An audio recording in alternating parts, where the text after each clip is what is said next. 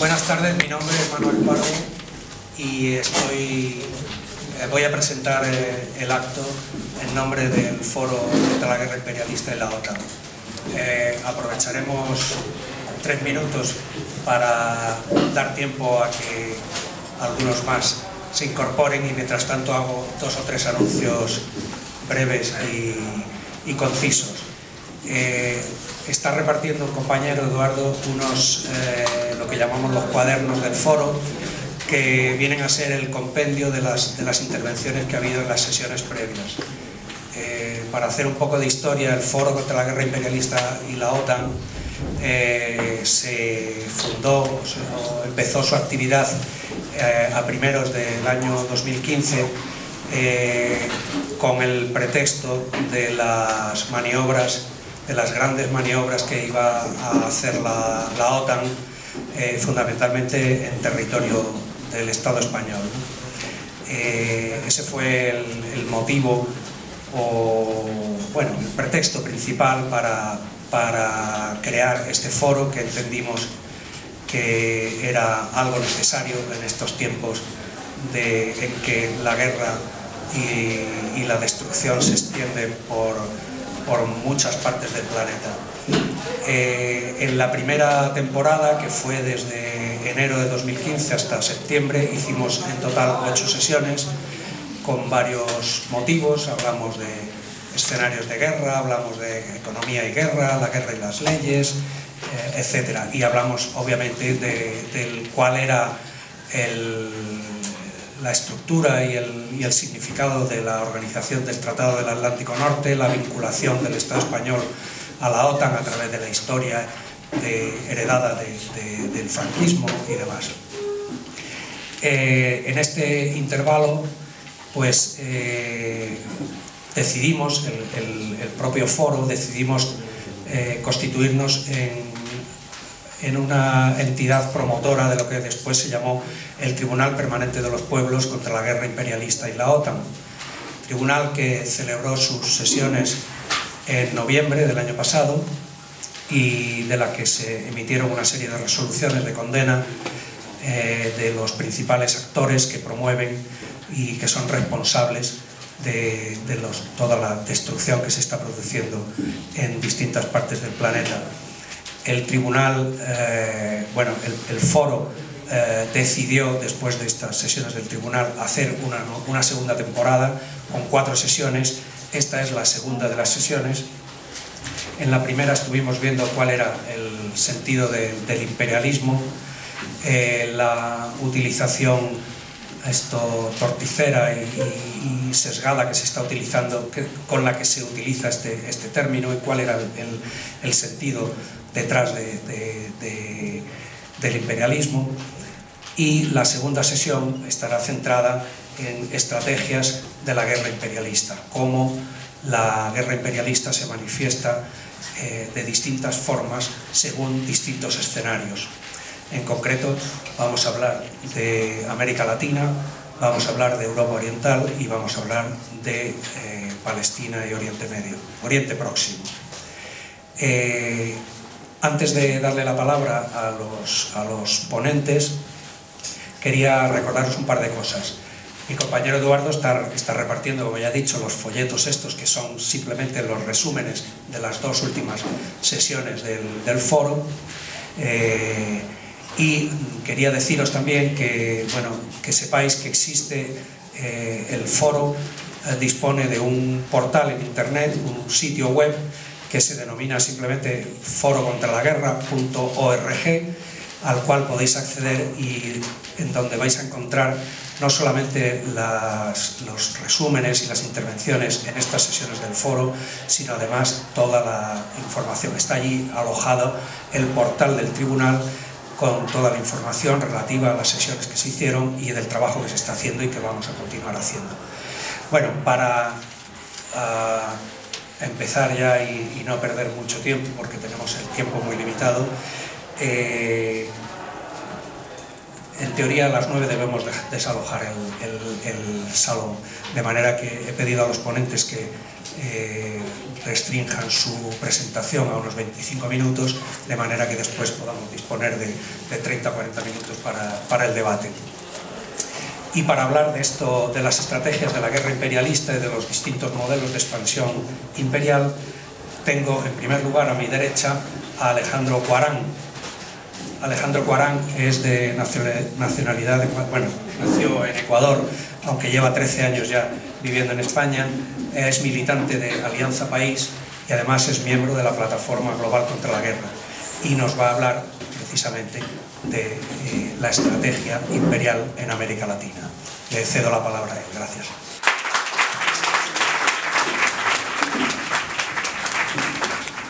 Hola, muy buenas tardes. Les damos la cordial bienvenida a este espacio en el cual pues lo que se pretende es hacernos eco y sobre todo denunciar aquel veto, ¿no?, que existe en los medios de comunicación, porque si bien vemos nosotros generalmente los medios que informan, entre comillas, no lo hacen de una forma transparente, se han encargado de unirse o de sumarse a esa nueva guerra no convencional o a esas nuevas estrategias de guerra que se titulan pues como golpe suave, ¿no? Los medios de comunicación hoy en día están jugando lamentablemente ese papel tan vergonzoso, ¿no?, a nivel de aquí de España y también a nivel de Europa y el mundo, podríamos decirlo, ¿no? Esto es una estrategia que la vemos totalmente efectiva y de una forma legítima, ¿no?, como lo están haciendo, con una financiación y con un respaldo del imperialismo tanto norteamericano como europeo, porque en el fondo lo que se persigue es crear un ambiente de normalidad. Por ejemplo, el caso de Venezuela es algo muy ejemplar, ¿no?, en este sentido, ya que nosotros, en vez de emitirnos las verdaderas causas de los problemas que suceden en la propia España, vemos que siempre, y hace mucho tiempo ya, vienen hablando de Venezuela, como si, yo no sé si a nosotros o a la gente que vive aquí le importara tanto lo que pasa en Venezuela, ¿no? Ya le dijo Maduro a Rajoy, ¿no?, usted ocúpese de España, que nosotros nos ocupamos de Venezuela, ¿no?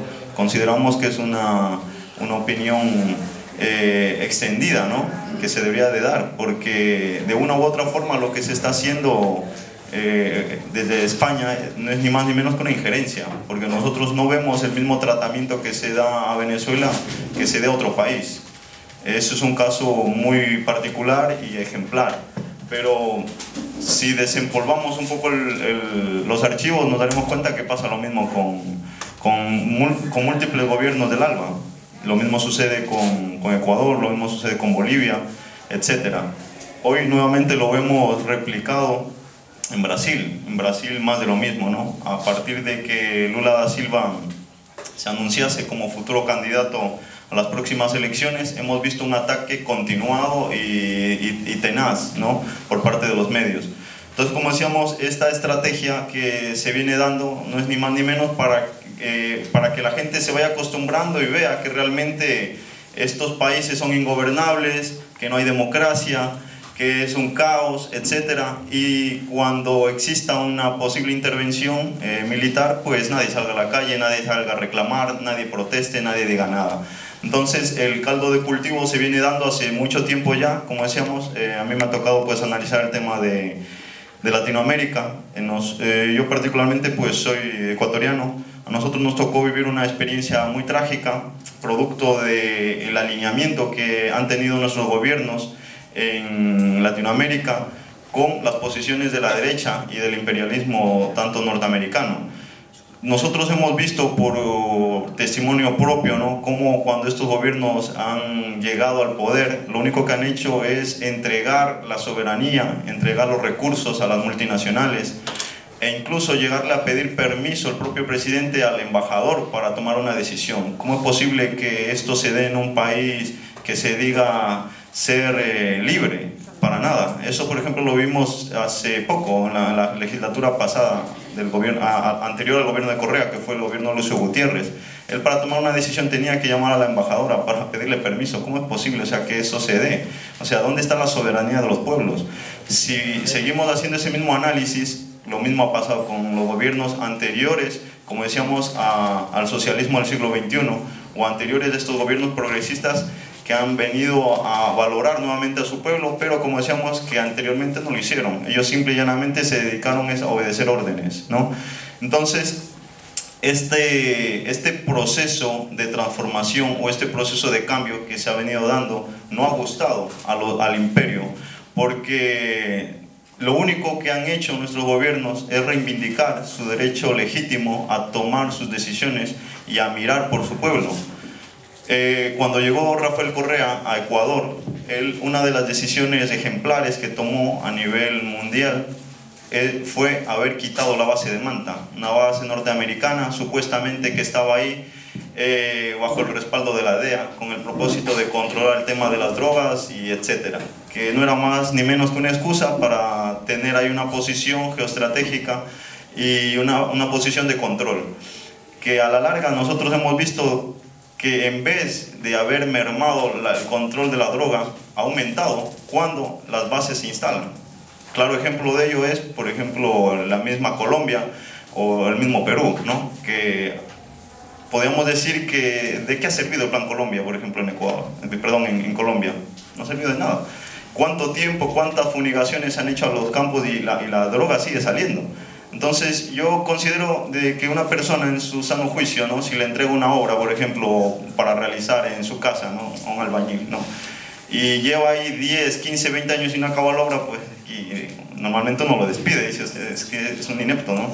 Efectivamente pasa lo mismo con las bases, con estas bases supuestamente que van a controlar el tráfico de droga. Llevan tanto tiempo y no son capaces de controlar nada, y en vez de bajar la producción de droga, se incrementa, etc. Y el peligro y el narcotráfico, o sea, es terrible. O sea, nosotros por ahí podemos darnos cuenta de que las excusas son miles, y sin embargo los defectos son nulos, ¿no? Entonces, el imperialismo norteamericano actualmente se ha buscado formas y maneras de seguir metiendo sus narices prácticamente en nuestros países, y lo único que les mueve es ni más ni menos que el control de los recursos, de las materias primas. En el caso de Venezuela nosotros lo vemos de una forma clarísima. Ahí se encuentran las reservas más grandes de petróleo, que es en la franja del Orinoco. Tienen las primeras reservas más grandes del mundo, incluso mayores que las de Arabia Saudí. Eso es realmente lo que ellos les mueve. Si nosotros vemos el mapa, nos damos cuenta de que ellos se abastecen generalmente de Oriente Medio, pero traer todo ese petróleo a través de Oriente Medio les produce a ellos un incremento del costo, ¿no? del transporte. Entonces, sin embargo, teniendo ahí cerca, en Venezuela, unas pocas millas, ¿no? la reserva más grande de petróleo, es lógico que tengan en mira a este país. Y de ahí su campaña tan intensiva de desestabilizar esta hermana nación, que lo único que ha hecho en sus últimos 17 años, después de la llegada del comandante Chávez, fue haber mirado por su pueblo, haber llevado educación, haberle dado dignidad a los que no la tenían, haberle dado un nombre, por así decirlo, porque había mucha gente que ni siquiera tenía una cédula de identidad, etcétera, etcétera. Haber llevado salud, haber llevado educación, eso es lo que han hecho. Y sin embargo, Barack Obama se da el lujo de decir que Venezuela representa un peligro para su nación. ¿Ustedes creen o ven en su sano juicio de que Venezuela sea un peligro, por favor? ¿Cuántas bombas atómicas tiene Venezuela? Ninguna. ¿Cuál es el poderío militar, etcétera? O sea, ¿a qué tipo de peligro puede representar Venezuela para Estados Unidos? O sea, nulo totalmente, ¿no? Pero sin embargo, como decíamos, se buscan las maneras de justificar su presencia, de justificar su injerencia, y lamentablemente, como decíamos, no se queda ahí. Esa injerencia o esa intromisión se extiende más allá. Nosotros lo hemos vivido en Ecuador con el gobierno de Rafael Correa, cómo han intentado y siguen pretendiendo derrocarlo. En 2010 hubo una intentona golpista por parte de las fuerzas policiales, Eso nosotros, como decíamos, lo vivimos de una forma nerviosa, ¿no? Porque nos pareció volver nuevamente el pasado otra vez, porque lamentablemente cuando llegan los gobiernos de derechas o las dictaduras militares, bien sabemos que no viene nada nuevo. Si no, miremos el caso de Honduras, miremos el caso de Paraguay. Lamentablemente, después de los golpes de Estado, ya esos países ni se nombran. Antes del golpe sí, ¿no? Es que Honduras es una dictadura, que ni sé qué, que esto, que el otro. O sea, hacen todo un noticiero y todo el mundo lo sabe. Pero después de que ese golpe de Estado triunfa, a esos países no se los vuelve a tratar jamás. Miremos el caso, como decíamos, de Honduras y veamos la violencia, la persecución que hay a la gente de izquierda, a los luchadores. Hace nada mataron a Berta Cáceres y siguen amenazando a esta gente que realmente está luchando por su dignidad, que está luchando por su gente, las persiguen. Y como decíamos, y detrás sabemos que quiénes están, ¿no? Lamentablemente son los mismos de siempre, los mismos que atormentaban en el Cono Sur con el Plan Cóndor y masacraban y desaparecían gente, los mismos que salieron de la Escuela de las Américas allá por el 73, ¿no? Donde salieron todas esas dictaduras de esa época neoliberal. Entonces, ya Correa lo ha dicho, ¿no? Que estamos volviendo otra vez a una época del Plan Cóndor nuevamente, está resucitando, está resurgiendo, y efectivamente nos encontramos bajo esas amenazas. Entonces, nosotros consideramos de que es necesario de que estos espacios se abran, como decíamos al inicio, y analicemos en contexto lo que los medios no cuentan o aquello que generalmente no se dice en los medios convencionales, donde se sataniza a aquellas personas, como decíamos, o aquellos gobiernos que lo único que han hecho es velar por su pueblo. Uno de los errores, entre comillas, más grandes que ha cometido Venezuela fue haber otorgado más de 1 millón de viviendas sociales en estos últimos tiempos, que es un récord prácticamente habitacional que en ningún otro país del mundo prácticamente se ha hecho, más de 1 millón de viviendas. Y en una vivienda sabemos que van 3, 4 personas, ¿no? Etcétera. O sea, que imaginamos que siquiera llega a unas 4, 5 millones de personas, o sea, la protección social que ha brindado. Entonces, todo esto, como decíamos, es una falacia. Nosotros simple y llanamente lo único que podemos hacer es indignarnos por una parte, ¿no? Y llamar a las cosas por su nombre, ¿no? Y decirnos realmente lo que está pasando en nuestros países. Y nos sentimos, como decíamos, tristes, ¿no? En el fondo, porque este pasado neoliberal amenaza con volver, amenaza con resurgir. Como decíamos, hoy en día lo vemos en Brasil. Brasil totalmente se encuentra intervenido.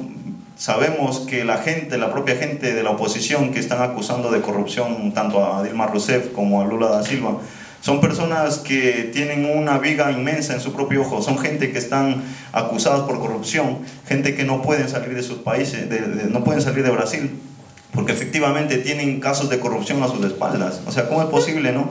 Y como decíamos, todo esto está asizado y está armado y financiado, y nuevamente con la logística de la CIA, con la logística de la USAID, con la logística de la ANET, que son instituciones que se han creado con ese fin y con ese propósito, de canalizar y de destinar recursos a organizaciones no gubernamentales incluso, para, como decíamos, a través de ahí meter e incendiar la calle.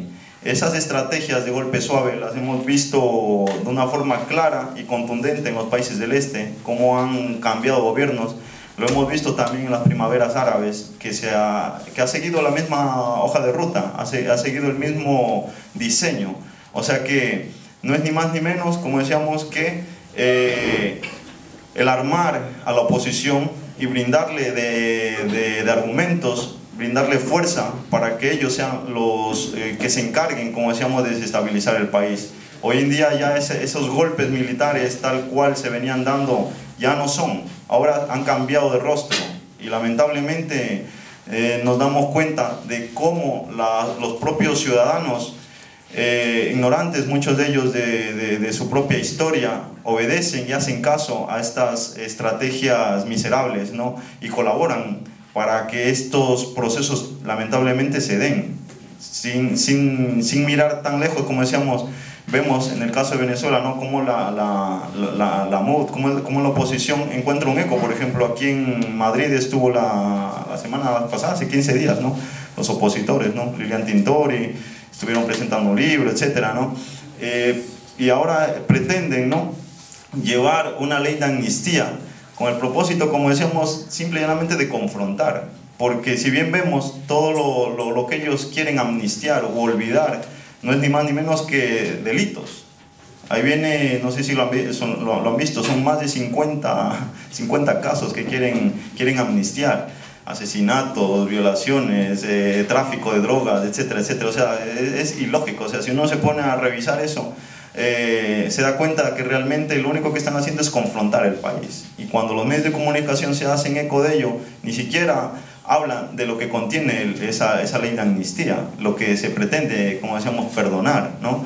Cuando vienen las víctimas de la guarimba, cuando vienen las víctimas de la violencia, de la oposición, de esas supuestas manifestaciones pacíficas, que de pacíficas no tenían nada, ni siquiera se les presta atención aquí en España o en el propio Parlamento Europeo. O sea, como que pasan desapercibidos. Nosotros pudimos estar, ¿no?, con una pareja, ¿no?, y venía un señor, Oscar, con su brazo cortado, producto de aquella violencia institucional, de esa feroz oposición que se está sucediendo, como decíamos, en Venezuela. Y eso, como decíamos, nos llama profundamente la atención, ¿no?, de que España, pues, se dice ser un país democrático, etcétera, pero los medios no cubren ese tipo de noticias, no cubren a las víctimas que realmente están ahí y están sufriendo, ¿no?, por sus consecuencias, las viudas, etcétera, ¿no?, los huérfanos que han quedado producto de esa violencia. Son 43 personas que perdieron la vida, y no solo están estudiantes, como decíamos, ¿no?, hay personas o hay miembros de las fuerzas civiles, policías, etcétera. Entonces, nosotros lo que queremos hacer el análisis, que esa estrategia nosotros en Ecuador, por ejemplo, la estamos ya teniendo. Las manifestaciones que se están sucediendo actualmente en contra del gobierno de Rafael Correa también van más de lo mismo. O sea, llevan ese caldo de violencia detrás. Hace un mes y medio aproximadamente se produjeron unas manifestaciones en Quito. Salieron estudiantes del colegio Eugenio Espejo a manifestarse, y uno ve la violencia tan desmedida que aplican ellos, arrancando vallas, arrancando metales, ladrillos, y lanzándole a los policías de una forma discriminada. O sea, una misma estrategia que la que utilizaron en Venezuela las guarimbas. Entonces, como decíamos, si uno viese esa intensidad de las manifestaciones que se producen allá con las manifestaciones que se producen aquí, veríamos que no tiene nada que ver. O sea, como dice la reflexión, Leopoldo López ha cometido lo que ha cometido en Venezuela, ¿no? Si lo hubiese hecho aquí en España, pues ya estaría condenado a cadena perpetua. Bueno, aquí no existe la cadena perpetua, pero tendría, sí existe, ¿no? Bueno, estaría condenado, o sea, y no estarían pidiendo su libertad, ¿no? Gente, como decíamos, que ha asesinado, etcétera. ¿Cómo es posible, no? Entonces ahí nosotros vemos claramente el tema de la injerencia, ¿no? Y lamentablemente ese eje Madrid, Bogotá, Miami, ese triángulo obscuro que se está produciendo, está ahí para hacerse eco de eso, ¿no? Entonces nosotros lo que hacemos es un llamado a la gente, hacemos un llamado a las personas para que de una u otra forma nos colaboren, ¿no? Ya sea a través de estos foros, de estas conferencias, o de organizaciones que están ahí luchando por dar la otra versión, o por mostrar la otra cara de la realidad, ¿no? De esa otra cara, como decíamos, que no se muestra o que se pretende ocultar. Esa es la preocupación que nosotros tenemos como nuevas generaciones, como personas que consideramos de que el pasado, como decíamos, está por resucitar nuevamente, y si nosotros no ponemos un freno de una u otra manera, lamentablemente volveremos a ver cómo aquella desestabilización vuelve nuevamente, ¿no? Y eso indirectamente, como decíamos antes, nosotros lo hemos vivido en carne propia, y ahora lo estamos viviendo, por ejemplo, en Argentina. Argentina pasa algo tétrico, ¿no? Hemos visto, ¿no?, las políticas de Macri, cómo han conducido a un deterioro social, a una pobreza prácticamente rápida, ¿no?, de la gente que ya venía levantando cabeza, ¿no?, las sociedades menos favorecidas, que siempre estuvieron, como decíamos, alejadas, ¿no?, de ese bienestar, y que logró levantar, ¿no?, Néstor Kirchner, y que continuó Cristina Kirchner. Pero hemos visto, ¿no?, que esa propaganda que se hizo, ese ese ataque mediático a través de los medios inclinaron el voto hacia la derecha, y los resultados los tenemos ahí, ¿no? Una Argentina que hoy en día, hace 3 días, bueno, hace nada, acaba de anunciar, ¿no?, Néstor Kirchner, que empieza a tratar con los fondos buitre, y eso no es ni más ni menos que sí, Macri, perdón. Macri. Perdón, me parece que tu fallido es coherente porque sí, precisamente el Frente para la Victoria, sí, está votando con Macri, sí, a favor de la negociación con los fondos buitre. Entonces, me parece que eso de perpetuarse en el poder durante 12 años, que es lo que quiso hacer Cristina Kirchner. Si te parece, me parece importantísimo entrar a debate, lo dejamos terminar. Sí, ahora continuamos. Ahora continuamos. Sí, lo que decíamos... Hay una cosa que son los medios. Sí. Ahora empezamos el debate. Lo que queremos analizar es, por ejemplo, nosotros, la realidad que está viviendo, por ejemplo, Argentina ahora, ¿no?, con ese giro, es la misma que hemos vivido nosotros en carne propia aquí en España, cuando Zapatero junto con Rajoy firmaron la modificación del artículo 135. ¿Qué se primó ahí? Fue el pago de la deuda por encima de las inversiones sociales. O sea, todos los recortes habidos y por haber se aplicaban primando, como decíamos, el pago de la deuda. Entonces, lo que se está haciendo en Argentina ahora es más de lo mismo, ¿no? Y ahí vamos a ver, como decíamos, cómo, y ya se viene viendo, ¿no?, cómo la subida de los impuestos, de los pasajes, etcétera, etcétera, la inflación. O sea, viene un deterioro tenaz para Argentina de aquí en adelante, y como decíamos, es que se ha dado en nada desde que ha entrado este gobierno, y lo vamos a ver, es un claro ejemplo. Muchísima gente que ya está protestando, que está reclamando, ¿no?, por ese gobierno desastroso que se está ejecutando, ¿no? Nosotros, como decíamos, lo vamos a vivenciar, como decíamos, si no miremos a Uruguay, no, perdón, a Paraguay. En Paraguay, ¿qué políticas se están aplicando, no? O sea, como decíamos, no hemos visto, o sea, se derrocó a Fernando Lugo, y simple y llanamente ya ni más se volvió a hablar de Paraguay. Y Paraguay, como decíamos, lleva un proceso de deterioro institucional desastroso. Vemos el caso de Honduras. Con Honduras pasa más de lo mismo. Muchísima gente está saliendo de Honduras, y la violencia extendida que hay es tenaz, es tremenda. O sea, lo que se está dando en Honduras. Después de que había girado Manuel Zelaya las políticas, y a nivel social había mirado a la gente, como decíamos, y había cambiado el chip de gobierno que se venía dando, ¿no? Como decíamos antes, porque en nuestros países no han gobernado los pueblos, o sea, no ha triunfado jamás la democracia. La democracia ha estado intervenida por las multinacionales, por las agencias extranjeras, ha estado intervenida por las embajadas norteamericanas, lamentablemente. Como decíamos, y eso ha llevado a que miles y miles, y bueno, millones prácticamente de latinoamericanos hayamos tenido que salir de nuestros países, obligados, como decíamos, por esa miseria que se nos ha impuesto. Porque si nosotros vemos, Latinoamérica no es un continente pobre, es un continente con una de las mayores reservas energéticas en el mundo. O sea, en Latinoamérica hay un montón de riqueza, o sea, natural, mineral, etcétera, pero es uno de los continentes más inequitativos. O sea, ahí podemos encontrar la gente más pobre que en la propia África, o gente más rica que en la propia Europa. O sea, es un continente, como decíamos, totalmente intervenido.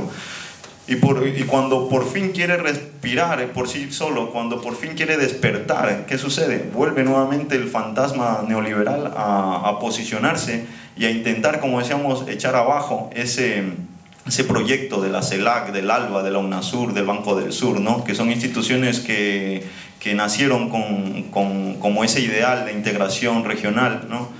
Y en la cual pues se nos ha brindado por lo menos una garantía de momento. Son instituciones que están vigilando los procesos democráticos, y que por lo menos se la respeta, ¿no? Y ya por un lado se ha podido dejar la OEA ahí aparcada, aunque todavía tiene su peso, pero como decíamos, por lo menos nuestros países ya tienen otro escenario donde debatir, donde dialogar y donde analizar sus problemas, que son, como decíamos, los problemas propios, donde no tenga que intervenir Estados Unidos, porque Estados Unidos, como decíamos, siempre ha estado con las narices metidos, nos lo corrobora, ¿no? Los miles de desaparecidos, los miles de refugiados, los miles de muertos que ha dejado, ¿no? la intervención y la injerencia, porque a Estados Unidos no le interesa más que los recursos, no le interesa más que el petróleo, más que la minería, etc. Eso es lo único que ellos buscan, como decíamos, y a la gente le da igual, ¿no? Ese es lamentablemente el panorama que nosotros estamos viviendo. Y como decíamos, si nosotros no nos hacemos un eco de esta situación, nos veremos obligados prácticamente a volver al pasado, ¿no? Ese pasado nefasto. Entonces, desde estos foros, el planteamiento, volvemos a recalcarlo, ¿no? Es a analizar realmente el peso y el trasfondo y el peligro realmente que representa este imperialismo, ¿no? El imperialismo norteamericano. Nosotros vemos las consecuencias que tienen en las bases donde se instalan. Un caso clarísimo es Colombia. En Colombia hay más de 6 bases norteamericanas. Alrededor de esas bases norteamericanas se producen violación de derechos humanos, muertes, violación de niñas, de mujeres, niños abandonados, niños que no tienen padre, producto de esas violaciones. Y aquellos sujetos, aquellos militares que violan estos derechos humanos, ni siquiera se los puede procesar. Ellos tienen inmunidad. El Estado no los puede procesar. ¿Qué hace Estados Unidos o el gobierno de aquel país cuando observa un hecho delictivo? Simple y llanamente lo lleva ese militar a otro lado, lo manda a Irak o a Afganistán, a otro sitio, lo cambia de lugar y se acabó.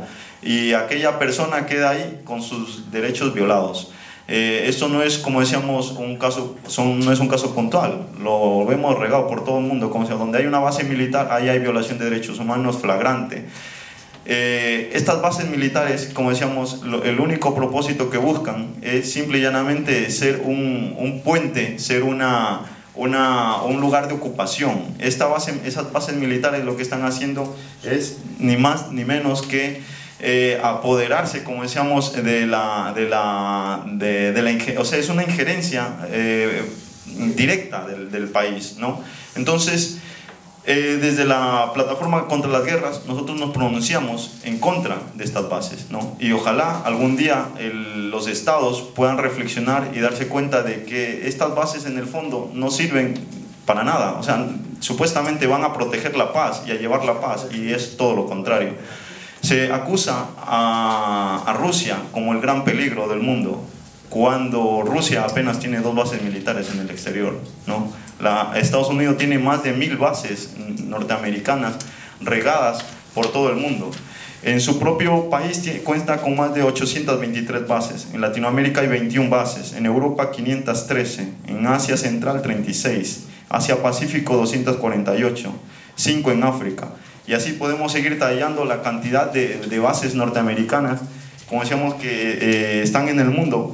Y lo único que buscan, como decíamos, nuevamente es un posicionamiento geoestratégico con el propósito de dominio y nada más que de dominio. Entonces, la propuesta y la lucha de las clases sociales y de la gente de a pie, como decíamos, es a que hace falta gente o hace falta activistas, ¿no?, que digan las cosas por su nombre. Nosotros pudimos participar en la conferencia por la paz en Bruselas, donde se analizaba esta situación y este peligro que existe para la humanidad. Porque si bien vemos hoy en día el gran dilema que existe, o ese gran peligro que se ha ejecutado a nivel internacional, es el enfrentamiento que se puede dar entre los distintos bloques de poder, tanto como es China, como lo es Rusia. Rusia y China, como tal, son 2 potencias que ellos no se amedrentan ante las provocaciones de Estados Unidos y de Europa. Ellos lo han dejado claro, y más claro está el tema de Siria, que lo veremos más adelante. Rusia ha demostrado que es capaz de enfrentarse y es capaz de poner fin a esta injerencia norteamericana. y se los ha cantado. Ahora hace 2 días acaban de reconquistar el Palmira. Y curiosamente ni Obama, ni Cameron, ni tantos otros se alegraron por la salida del ISIS de estas regiones. ¿Por qué? ¿No? Cuando son supuestamente ellos los que están luchando contra el terrorismo. Pura mentira. Son ellos los que crearon el terrorismo, los que lo financian y los que están comprando el petróleo saqueado de Siria y de Irak a través de Turquía. Entonces, como decíamos, nosotros no podemos callarnos y ver nuevamente a los yanquis o a los Estados Unidos simplemente como las monjitas de la caridad, porque no lo son. Como decíamos, lamentablemente ellos se han convertido en el problema para el mundo y para la propia vida, y que si no fuera por la actitud que está teniendo Vladimir en este caso, pues lamentablemente ya nos encontraríamos ante una tercera guerra mundial. Hasta aquí mis palabras y muchas gracias.